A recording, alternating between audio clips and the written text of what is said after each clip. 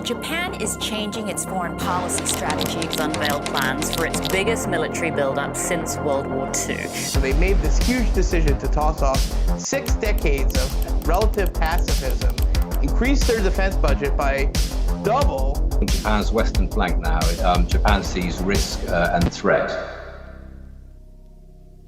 Japan is going to increase its military budget by 26%.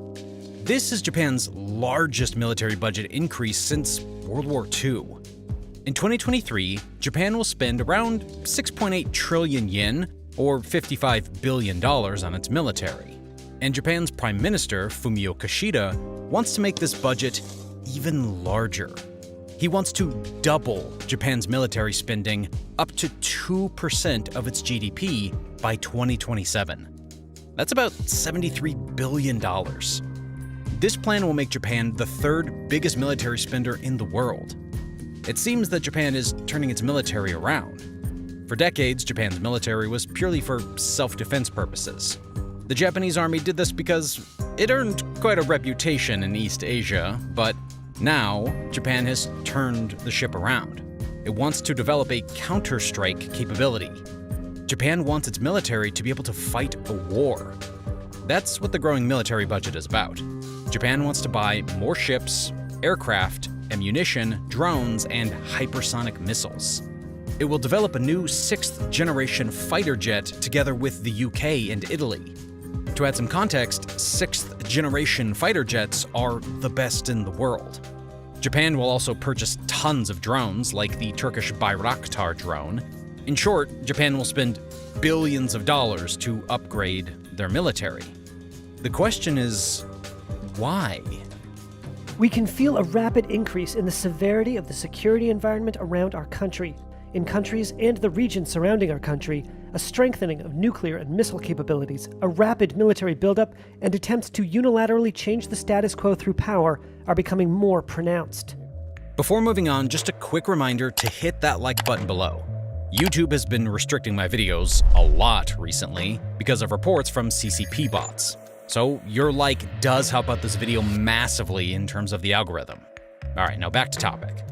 Japan's region is rapidly deteriorating. Countries from East Asia are building up their militaries and alliances. Prime Minister Fumio Kishida blames 3 countries for this: Russia, North Korea, and China. With Russia, well, it's obvious. When Russia invaded their neighbor Ukraine, Japan got a little worried. The fact that Ukraine is a neighbor of Russia's is important for Japan. You see, Japan neighbors Russia too. And surprise, surprise, the Russia-Japan border is disputed too. Russia and Japan both claim that they are the owners of the southernmost Kuril Islands. There had been conflicts between Japan and Russia, but in more recent years, this conflict has cooled down. There's no fighting between Russia and Japan, and it'll likely stay that way. Russia's war with Ukraine hasn't gone smoothly, to say the least. The war has been going on for 10 months. Russia's military has been underperforming Putin's expectations. It would be foolish for Russia to start another war on its eastern border. So Russia isn't Japan's biggest worry.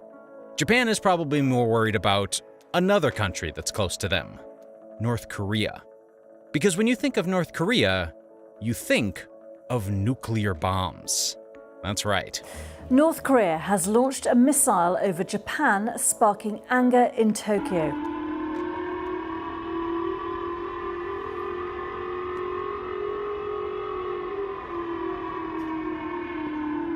North Korea has repeatedly flown missiles over Japan.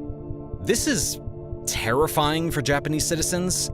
They know perfectly well what could be on those missiles: nuclear warheads. Kim Jong-un has an estimated 40 nuclear bombs. That's nothing compared to the United States' 31,255 warheads, but 40 nuclear warheads are nothing to treat lightly. And Japan doesn't treat it lightly, as we can see from the massive budget increase. North Korea is definitely one of the reasons for developing a counter-strike capability. When Japan has hypersonic missiles of their own, Kim Jong-un will think twice before attacking them. But even North Korea isn't the biggest reason for this military spending increase. China is. China. For the last 30 years, China's military spending has increased drastically, at least 42-fold. Tensions have already been escalated very much by China. China is the largest threat to the security of Japan.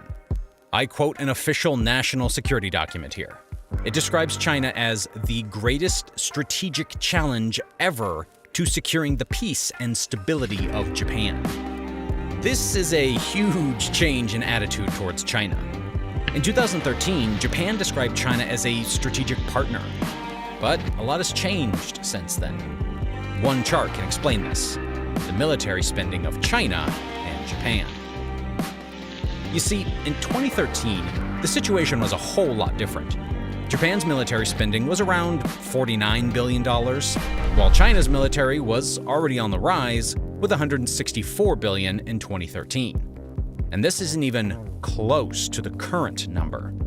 China's military budget is now close to $230 billion. Beijing has increased its military budget by around 7% every year. Meanwhile, Japan's budget has been shrinking. The Chinese military is now 4 times as big as that of Japan's, at least in numbers. But Japan will stay safe, right? There's no reason for China to attack Japan? Well, not quite. Japan's in a very dangerous situation. Taiwan wants to show that it's ready. Military jets flying towards Taiwanese airspace. Taiwan is self-governing, but China sees this land as its own. Yes, we are prepared to face every kind of challenge. The situation is getting worse, and we need to prepare for the worst possible scenario. Japan's dangerous situation has to do with Taiwan. China doesn't like the whole Taiwan situation. Xi Jinping wants Taiwan to be a province of the People's Republic of China. If Xi doesn't get what he wants, he could use his military. We all know that China is provoking Taiwan with military drills. China sends Navy ships and military aircraft over Taiwan's border all the time. In 2022, China sent 1,727 aircraft over the Taiwan Strait. While this is alarming for Taipei, it also causes a big headache for Tokyo. The first issue for Japan is its proximity to Taiwan. While Tokyo is around 1,300 miles from Taipei, some of Japan's territories lie much closer. These territories are called the Southwest Islands. This island chain is just miles away from the Taiwanese mainland. The island closest to Taiwan, Yonaguni, is just 100 miles away from Taipei. It goes without saying that these islands are located at a very strategic location, and Japan knows this. Japan has lots of military bases on these islands. Or, well, should I say the United States of America has lots of military bases on these islands. One island stands out: the Japanese Okinawa Island. This island hosts 32 US military facilities. In fact, 70.6% of all the US military land in Japan is located on this island. This is where things get tricky for Japan. Are you willing to get involved militarily to defend Taiwan if it comes to that? Yes. The United States backs up Taiwan's independence. If China attacks Taiwan, we can't rule out US military intervention. In other words, we can't rule out an all-out war in East Asia. This is where Japan's Southwest Islands come in. They house very important military bases. If the US gets involved in these conflicts, these Japanese island bases will be very important. As a NATO ally, Japan would certainly back the US up, so these bases on Okinawa will be crucial in a possible war. The thing is, Xi Jinping knows this. He knows that if he wants to attack Taiwan, he needs to prevent a US counterattack from Japan. Long story short, it's possible that Japan could be dragged into this Taiwan conflict. Japan unveiled a new national security strategy today, along with details of its biggest military buildup since World War II. That's what Japan is preparing for. It wants to prevent China from attacking its bases on the Southwest Islands. This is a huge reason for why Japan is spending billions of dollars on its military. Japan wants its military to be able to defend the islands. In order to do this, it needs to be able to strike China back at any moment. China won't drag Japan into the conflict if Japan can do this. For this counter-strike capability, well, you need an advanced and powerful military. So Japan has to break their purely self-defense policy to protect themselves from China's threat. But there's more to be discussed here. China and Japan are very similar to each other in a lot of ways. To understand that, we have to go back in history. The 50s marked a turn for the Japanese economy. It began to industrialize, and it became a hub for the development of electronics, automobiles, steel, and other high-tech devices. Products soared, and the economy skyrocketed in the 60s. It was dubbed the economic miracle. In the 1960s, Japan's economy was rapidly expanding. It grew by an average of 10% a year. In 1968, Japan's economy became the second largest economy in the world. Japan's economy continued to grow. In the 1980s, American media thought that Japan would overtake the United States as the biggest economy. At the time, it sure looked like it would. TVs, cars, computers, they were all being made by gigantic Japanese corporations. People started publishing books about how these corporations would take over the world. Japan's economic system was superior to that in the US. Until it wasn't. After the 1990s, Japan's economy stagnated. Did Japan take over the world with its superior economy? Nope. In 1976, right after the death of Chairman Mao, the economy was a wreck. The new leader of the People's Republic opened China up to the world, and bringing so much investments that they eventually turned China into a global factory. After Japan's economy stopped growing, a new East Asian giant emerged: China. The CCP's leader at the time, Deng Xiaoping, opened up China's doors to the world in new economic reforms. These economic reforms worked very well. China's economy grew by more than 10% a year. In 2010, China became the world's second largest economy. In recent years, the media has been catching up to this. China could overtake the US as the world's largest economy. The similarities start to show between China and Japan. The Japanese and the Chinese economic miracles are remarkably similar to each other. And Japan's economic miracle failed. China's economic miracle could fail for the same reasons. There are a few reasons for Japan's economic downfall. It began with the lost decade. In 1991, a massive asset price bubble collapsed in Japan. Real estate and the stock market were priced insanely high. This had to do with huge quantitative easing, or money printing. The Japanese government was printing way too much money. This resulted in way too much money going into Japanese markets, and Japan was artificially creating a huge bubble. And, bubbles have a tendency to burst. The Japanese bubble was no exception, as we can see on this chart. After a huge peak, the Japanese stock market index fell by more than 50%. More than 30 years later, the Japanese stock market still hasn't recovered. Now that's a big bubble. Whether China will experience such a bubble remains to be seen, but China is certainly not immune from such financial disasters. Just look at China's housing bubble last year. After the Chinese housing market crashed, the entire Chinese economy took a hit. But it's not only an asset bubble that caused Japan's economy to crash. Japan's economy still hasn't recovered from the lost decade. Much of this has to do with its population collapse. This can be explained with two charts. Since 1980, Japan's population increase has been slowing down, and during the last decade, its population has been declining. What's even more concerning is the average age in Japan. Japan's population has the highest median age in the world, with 48.6 years. This means that a huge part of the population is too old to work. Because Japan's population was too old, the Japanese economy could never recover from the lost decade. Now, there happens to be another country with an aging population: China. China's population is aging faster than any other country in modern history. We can look at Japan and see what the effects of this are: an economic slowdown. You see, China's economy was powered on cheap labor and exports, just like Japan.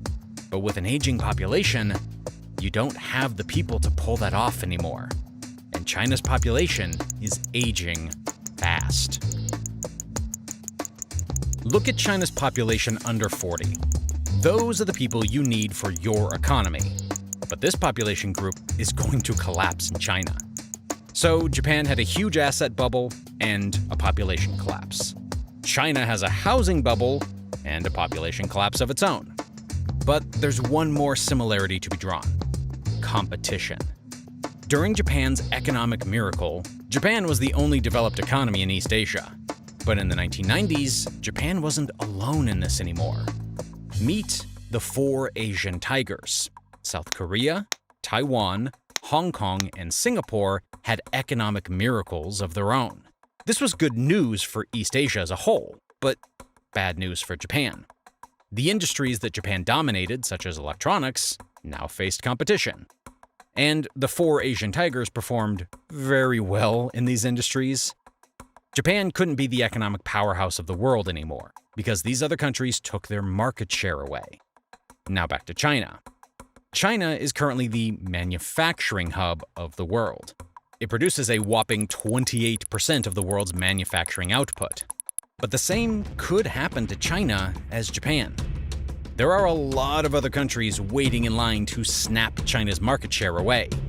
India, Bangladesh, Indonesia, and Vietnam, just to name a few. These countries all have one thing in common: low production cost. Take India, for example. India has the lowest manufacturing cost in the world. This will be detrimental to China's manufacturing industry in the long term. If it's cheaper to manufacture in other countries, businesses will move away from China. Apple is already planning to move its manufacturing out of China. Again, we can look at Japan and see how this will play out. After it lost its dominance in its industries, its economy changed to a service-based economy. This took away a lot of the explosive growth it had when it was a manufacturing economy. The same will happen in China, too. Or rather, the same is happening in China, too. US manufacturing orders in China fell by 40%. The move to the new Asian tigers is happening right now. It's inevitable that the Chinese economy will slow down, just like the Japanese economy did. But how is this related to Japanese military budgets, you ask? Well, when the Chinese economy slows down, it'll be the end of an era. When China stops growing, we'll see a geopolitical shift in East Asia. Much of China's power has to do with its economic growth and its huge population. But when you take those things away, the whole thing could collapse like a house of cards. Will it make the region safer? Perhaps it will. But on the other hand, a destabilized China could be more dangerous than it is now. An economic slowdown will debunk many of the reasons for President Xi Jinping's absolute power, if any. And a dictator losing his grip on power is pretty unpredictable. All Japan can do is prepare for the worst.